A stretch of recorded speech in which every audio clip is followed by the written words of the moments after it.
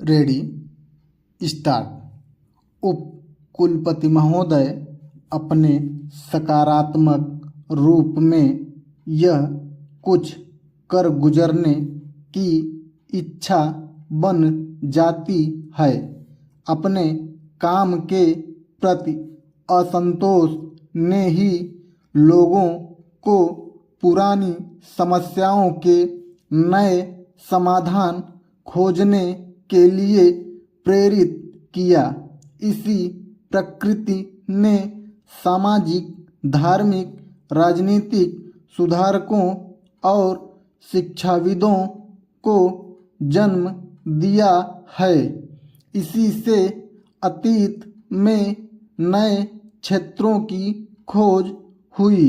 आधुनिक समय में पर्वतारोहण और ऐसे दूसरे साहसिक कार्यों में यही प्रवृत्ति मुखर हुई है। संशय और अस्वीकार की इसी भावना के कारण विज्ञान, औषध और दूसरे क्षेत्रों में नए नए आविष्कार हुए हैं। इसी अपार विश्व में मानव एक क्षुद्र जीव है। उसकी उपलब्धि कल्पना, इच्छा और उद्यम में है।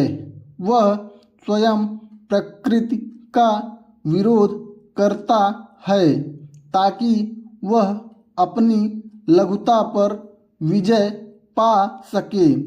इस तरह से उसने प्रकृति की शक्तियों को अपने वश में करके अपने लाभ के लिए इस्तेमाल किया है।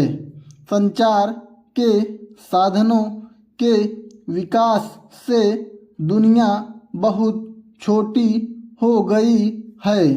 इसलिए मनुष्य ने अंतरिक्ष की खोज आरंभ की है। इससे यदि युवाओं में एक नया उभार आया है तो निरंतर होने वाले परिवर्तनों के प्रति अभ्यस्त होने की नई नई समस्याएं पैदा हुई हैं। जनसंपर्क के व्यापक साधनों से ज्ञान प्राप्त करना और किसी भी देश या राष्ट्र से ज्ञान और जानकारी प्राप्त करना सरल हो गया है।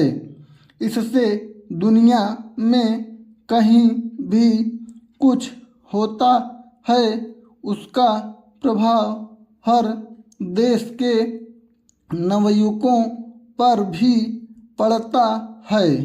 युवा लोग जीवन में निश्चितता और सीधे सीधे समाधान चाहते हैं। बुजुर्ग समझौते के पक्ष में हैं। इससे दोनों का संघर्ष बढ़ता है। स्वतंत्रता के बाद भारत में यह और भी ज़्यादा देखने में आया है। वर्तमान पीढ़ी के पुराने मानदंड आमूल नष्ट हो गए हैं और यह एक नई दिशा की खोज में भटक रही है।